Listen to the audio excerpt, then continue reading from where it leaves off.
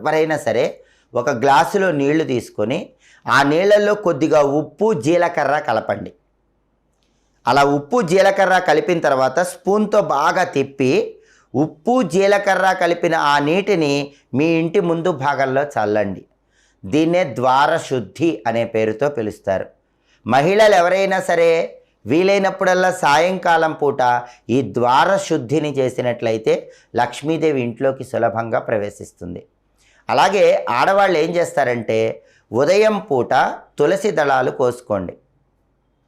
సాయంకాలం పూట ఆ తులసి ఆకులు రసంలాగా చేయండి.